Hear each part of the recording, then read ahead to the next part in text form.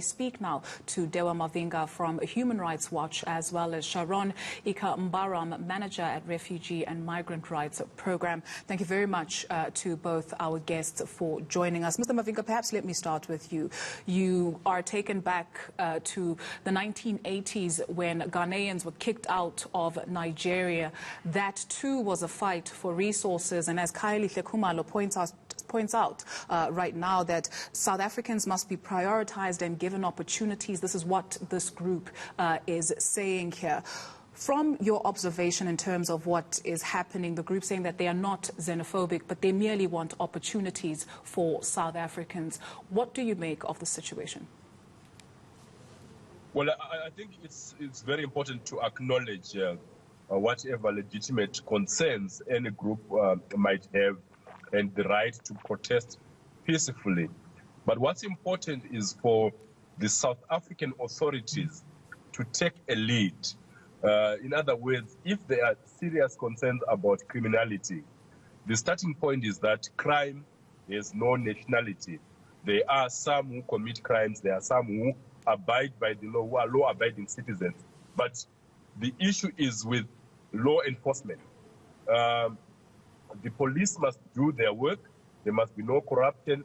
So the focus for these people protesting should really be with the police minister and with Parliament of South Africa to say, how do we come up with laws that protect South Africans, that prioritize, and how do we ensure that the police implement those laws?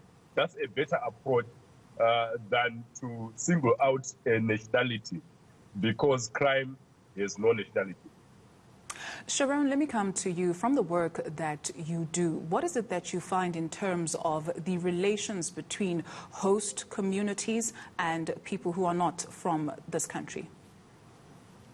No, I think COVID has exposed an incredible side of humanity of South Africans.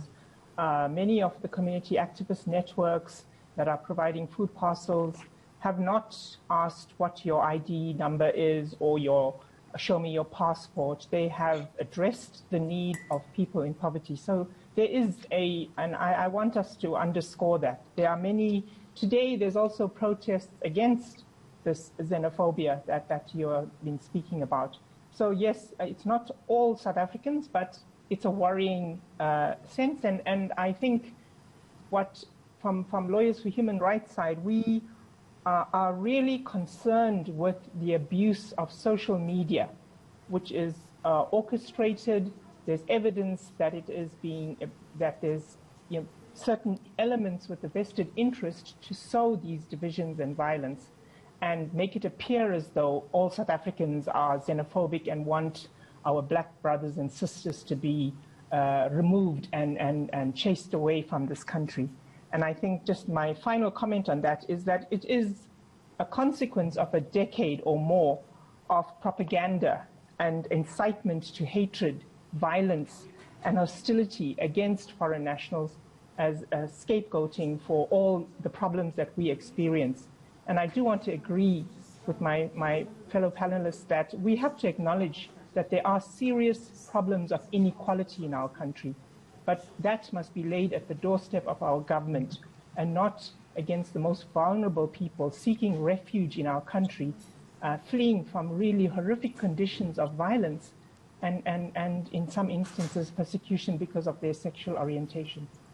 Mr. Mavhinga, this is a project that is going to require every single one of us in terms of citizens of this continent. So where the media also is concerned, you find a tendency when reporting on matters of crime to single out and say a Zimbabwean national or a Nigerian national or a Somali national has been caught doing A, B, and C. Is that problematic, or is that something that should be a norm? Well, I think the media has a responsibility to share information accurately. And where there is a tendency to feed into myths or untruths about what is happening, then it's always important when there is that kind of profiling to put it in the proper context. So, for example, you need accurate statistics that show in relation to the entirety of South Africa what are the numbers? That is important, so that at least when you mention a single case involving, for example, a foreign national, it must be then put in the proper context. But the bottom line is that policing is what is lacking. And what we need to be saying is that communities cannot take the law into their own hands. They need to hold the police accountable, but not to replace the role of policing that the police should be doing. If there are shortcomings, they must be highlighted. And the South African Parliament and the presidency, it's about leadership in terms of what needs to be done to resolve the challenges without resorting to the use of violence, which is unlawful and criminal.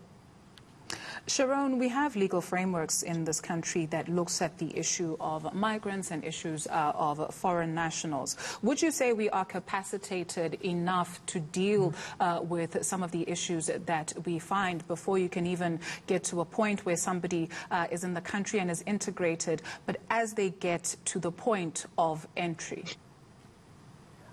I think that we have some of the best policies with respect to refugees and asylum seekers. We have, as you pointed out, our policies in this country, our constitution is one of the best in the world. And I think the problem lies, and I want to echo the point that my fellow speaker has just made, is it's a question of law enforcement. We have just recently published a report with shocking findings on levels of corruption by law enforcement agents, and this includes immigration officials, but extends to the police as well.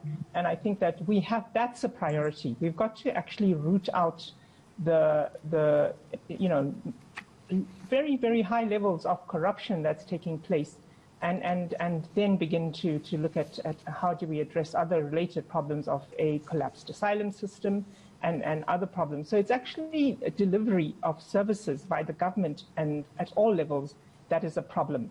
And rather than attacking and blaming foreign nationals, for our democracy to work and to be strengthened, we as people living in this country have to hold our government to account. You can't take the law into your own hands. You can't. And I think the other point I want to make is a very important point around disaggregated data and research. On what grounds are the people that are protesting on the streets today blaming foreign nationals, or Nigerians or Zimbabweans? If a crime is committed, then the law has to take its course. There is no evidence, documented evidence, that a crime is committed by any particular nationality. And I would add that then just gets reduced to pure racism, because we're using the fact that someone comes from Nigeria that makes him or her more prone to be a criminal, as opposed to what is unfolding in our country on a daily basis of reports of crime by whether it's multinationals, whether it's the banking sector, or whether it's just corrupt officials in government around COVID and PPE. So how do we explain that inconsistency if we are to blame all foreign nationals for crime in our country? Sharon, before we let you go, perhaps a final word, with some people asking whether South Africa works for South Africans, and if it did, would people need to then blame other people who are coming into the country looking for opportunities or whatever it is that they seek here in the country? In terms of building social cohesion, what do we do?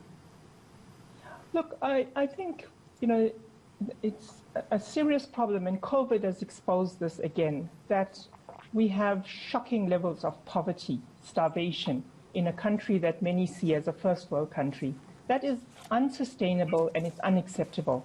And as South Africans, we should be uniting to build solidarity, to fight against crime, to fight against the high systemic unlivable conditions of unemployment and levels of unemployment. And that's the way we're going to resolve these problems, not by blaming 3 or 4 million foreign nationals who happen to be Black African brothers and sisters. So, we use words that don't then demonstrate that we're actually fighting against our own fellow brothers and sisters coming from this African continent that we are living on. And I don't think that many of us in South Africa actually think that we are Africans as well, and that we live on this continent together with many, many other people in different countries. So I think that that's where we need to put our energy, is to reorganize ourselves and to ensure that the brilliant policies and the Constitution becomes a living document as opposed to just something that's written on paper. Mr. Mavhinga, a final word from you. I agree fully with Sharon, and only to say South Africa should make its laws work. You cannot stop migration, but you can manage it properly. Crime has no nationality. Where crime is committed, the law must take its course. But the challenge is that there is rampant corruption within policing, which then leads to festering crime. We need to have that managed properly. And of course, the biggest problem is inequality and massive poverty. That needs to be addressed if South Africa is to move forward and ensure that those that come in seeking asylum and refuge are quickly processed so that they can live meaningful lives, contributing to the South African economy, to the South African Revenue Authority, and also in ways that everyone can see that there is a meaningful economic contribution that migrants are making in South Africa. A big thank you to both our guests, Dewa Mavhinga, Southern Africa Director for Human Rights Watch, as well as Sharon Ekambaram, Manager for Refugee and Migrant Rights Program.